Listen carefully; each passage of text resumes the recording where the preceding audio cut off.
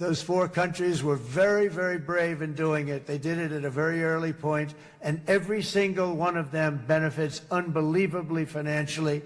And if you notice, even in this bad period that we just went through, they all remained a member of the Abraham Accords. They've done unbelievably well. And you know who you are, and I want to thank you.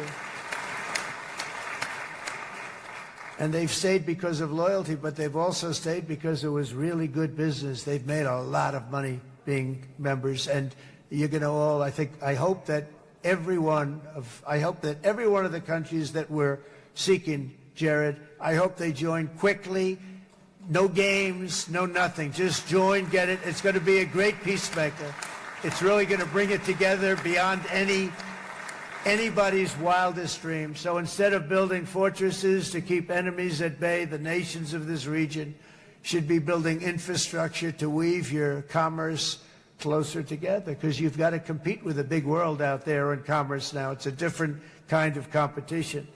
Instead of making weapons and missiles, the wealth of this region should flow to schools and medicine, industry, and frankly, the new hot thing, artificial intelligence.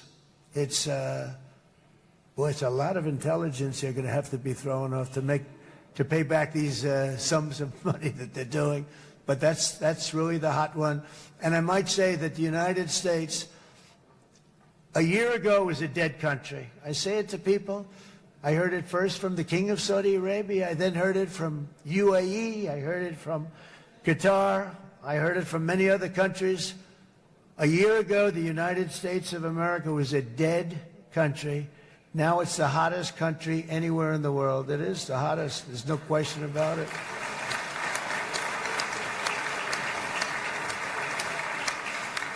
In fact, if you go back a year ago, before the election, although once we had November 5th, we became hot because people got it.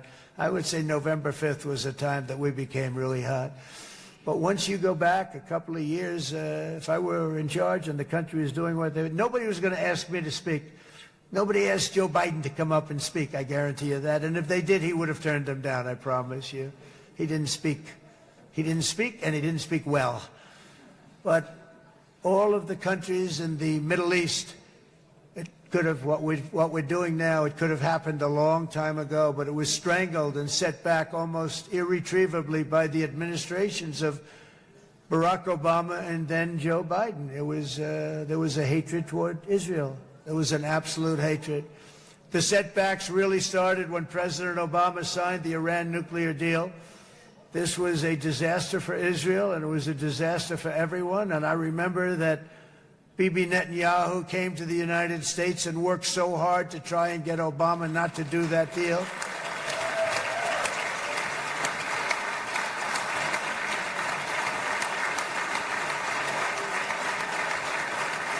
He worked so hard. But it was like talking to a wall. I remember him telling me it was like talking to a wall. They wanted to go with Iran. They chose Iran, frankly, over a lot of other good nations, but specifically Israel. And that was the beginning of a very bad period of time. You had Obama go out, and the Iran nuclear deal turned out to be a disaster. And by the way, I terminated the Iran nuclear deal, and I was very proud to do it.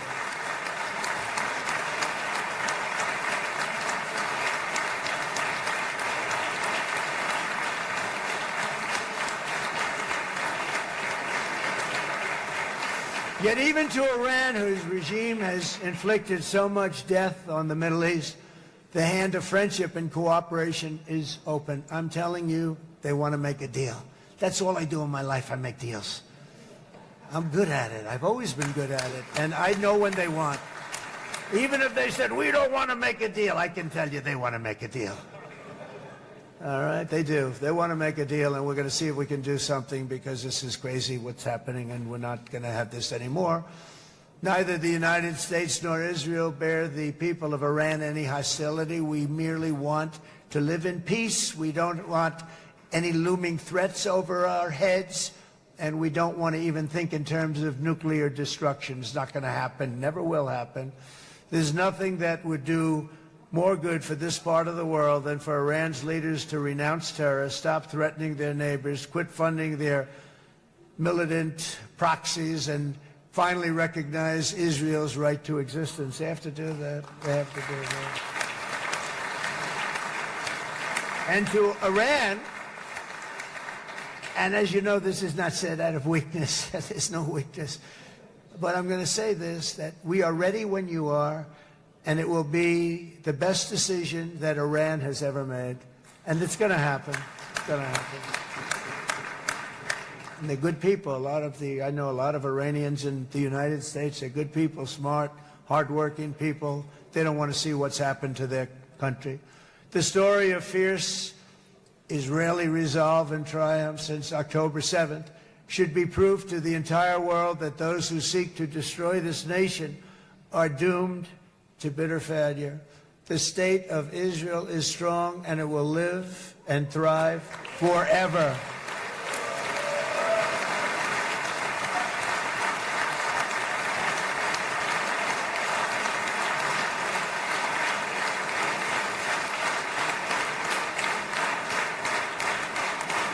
And that is why Israel will always remain a vital ally of the United States of America.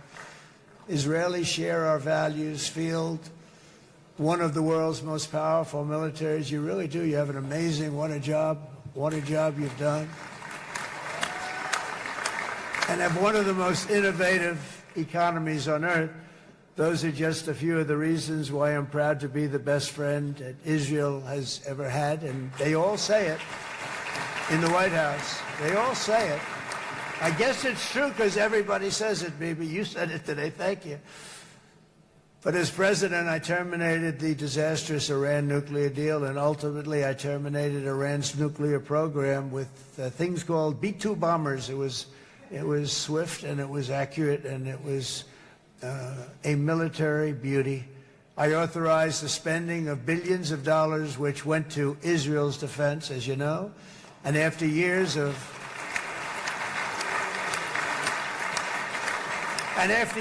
broken promises from many other American presidents, you know that, they kept promising. I never understood it until I got there. There was a lot of pressure put on these presidents. It was put on me too, but I didn't yield to the pressure. But every president for decades said, we're going to do it. The difference is I kept my promise and officially recognized the capital of Israel and moved the American embassy to Jerusalem.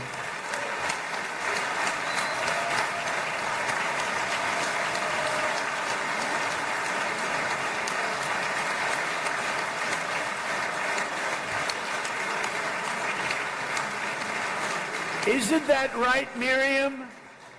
Look at Miriam. She's back there. Stand up, Miriam. Stand up.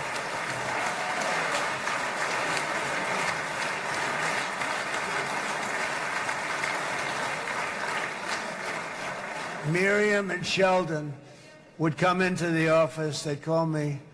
He'd call me. I think they had more trips to the White House than anybody else I can think of. Look at her sitting there so innocently. She's got $60 billion in the bank. $60 billion.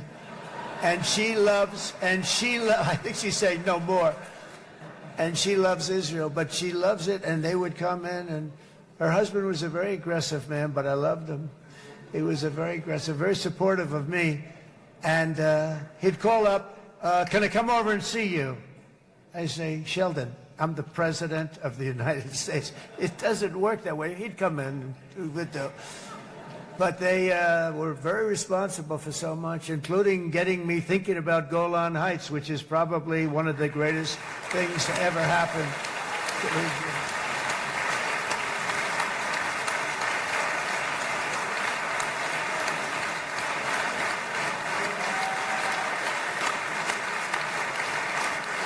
Miriam, stand up, please. She really is. I mean, she loves this country.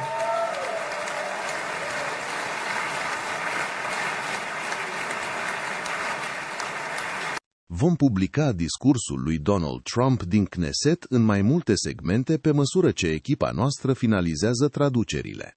Abonează-te la Jurnal Info și rămâi conectat pentru actualizări continue.